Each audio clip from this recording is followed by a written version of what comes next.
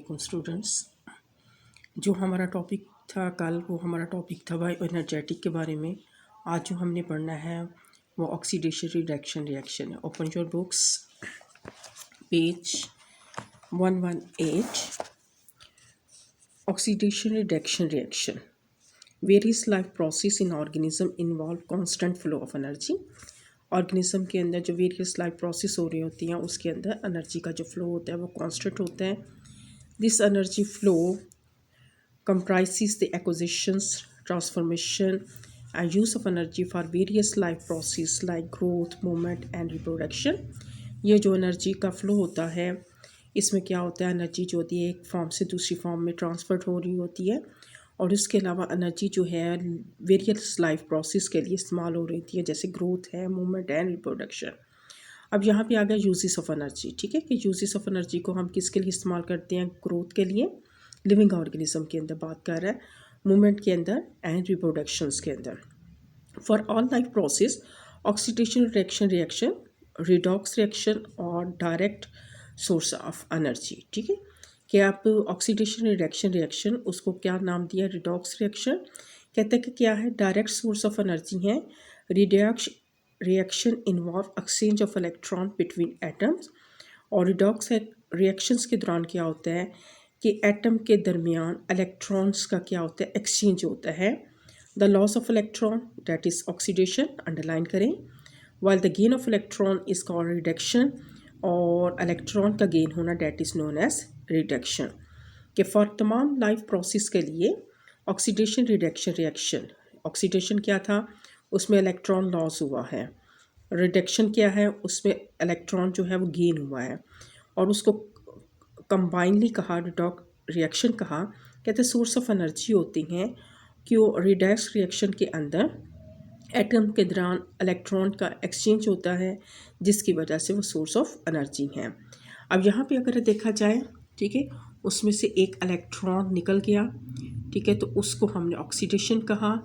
एक इलेक्ट्रॉन जो है उसने गेन कर लिया और उसको हमने रिडक्शन का नाम दिया। ठीक है, उसके बाद जो है electron can be energy source, it depends upon their location and arrangement in atom. कि इलेक्ट्रॉन जो है एनर्जी का सोर्स है, ये डिपेंड करता है उसकी लोकेशन पे कि वो कहाँ पे प्रेजेंट है, कि आया वो आउटर मोस्ट किस शेल के अंदर मौजूद है। Arrangement in atom, for example when they are present in oxygen, जब ऑक्सीजन के अंदर होती है, ऑक्सीजन के अंदर आप पढ़ता है कि उसमें इलेक्ट्रॉन की तादाद जो होती है वो 8 होती है, यानी कि पहले शेल के अंदर 2, फिर उसके बाद 6 आ रही होती है।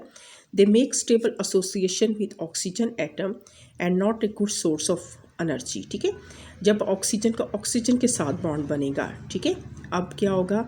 ये जो बॉन्ड बनेगा, ये एसोसिएशन जो होता है वो क्या होता है? स्टेबल होता है। तो कहते हैं जिसकी वजह से वो एनर्जी का सोर्स नहीं होता, यानी कि वो 2 इलेक्ट्रॉन उससे ले रहा है, वो उसको दे रहा है, तो जिसकी वजह से वो स्टेबल एसोसिएशन बनाता है। But if electron are drag away, लेकिन अगर उसमें से इलेक्ट्रॉन निकल रहे हैं, फ्रॉम ऑक्सीजन से निकल रहे हैं and attach to some other atom, जैसे कार्बन के साथ या हाइड्रोजन के साथ बन रहे हैं, they make unstable association, they try to move back to oxygen.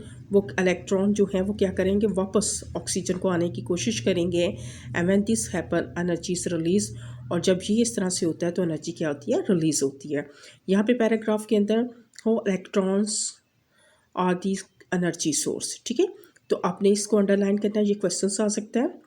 हो electrons are the source of energy, तो आपने बताना डिपेंड्स करता है लोकेशन पे और अरेंजमेंट की एटम पे।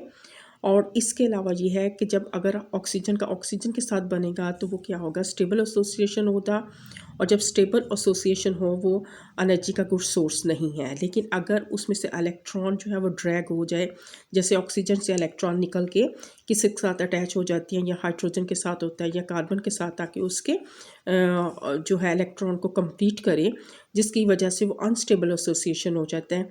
तो फिर क्या होता है? ऑक्सीजन से दोबारा जो है वो इलेक्ट्रॉन क्या करता है? वापस आने की कोशिश करता है ऑक्सीजन के पास, और जब ये इस तरह से होता है तो एनर्जीज रिलीज होती हैं। In living organism redox reaction involve the loss and gain of hydrogen atom. Living organism के अंदर हाइड्रोजन का गेन होना या लॉस होना इस रिएक्शन में इन्वॉल्व हो रहा होता है। Hydrogen atom contain 1 proton 1 neutron. Hydrogen के अंदर एक इलेक्ट्रॉन होता है, एक प्रोटॉन होता है।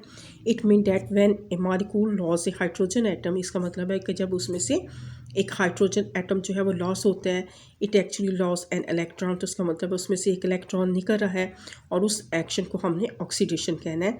Similarly when molecule move hydrogen atom, जब उसमें से हाइड्रोजन एटम जो है वो गेन कर रहा है, it actually gain an electron, तो उसका मतलब वो इलेक्ट्रॉन को गेन कर रहा है और इसको हमने रिडक्शन कहना है। ठीक है, तो describe oxidation reduction reaction long questions के लिहाज से।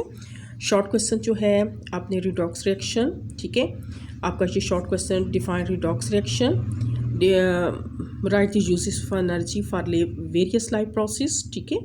उसके बाद रिडक्शन की डेफिनेशन, ऑक्सीडेशन की definition, how electrons are the energy source, ठीक है। यहाँ से यहाँ तक फिर इसे हमें करना पड़ेगा। स्टूडेंट्स, अब मैं जो इसमें से क्वेश्चन बनाती हूँ शॉर्ट क्वेश्चंस के लिहाज से कि इसका क्वेश्चन ये बनता है, इसका क्वेश्चन, आप उसको अपने होमवर्क के तौर पे किया करें। मैं अलहदा से आपको क्वेश्चंस नहीं दे रही, आप टॉपिक में से जो क्वेश्चन मैं अंडर कहती हूँ कि इसका शॉर्ट क्वेश्चन ये बन जाता है या इसका ये बन जाता है, आप लॉन्ग को पूरे का पूरा ना लिखा करें, सिर्फ और सिर्फ जो इसमें से मैं शॉर्ट करवाती हूँ कि ये शॉर्ट इसका ये बन जाता है, उसको आपने होमवर्क के तौर पे करना है, लेकिन लर्न जो होता है वो पूरे का पूरा करना है। ठीक है, तो आज का जो होमवर्क होगा, right the uses of energy, ठीक है। तो ये यूजेस ऑफ एनर्जी जो है ग्रोथ के लिए, मूवमेंट और रिप्रोडक्शन के लिए, defined oxidation, defined reduction, how electrons are the energy source, ठीक है। ये आपका होमवर्क है। कल इंशाल्लाह ताला स्टूडेंट्स हम एटीपी के बारे में पढ़ेंगे, जिसको हम सेल एनर्जी करेंसी भी कहते हैं। ओके, अल्लाह हाफिज़।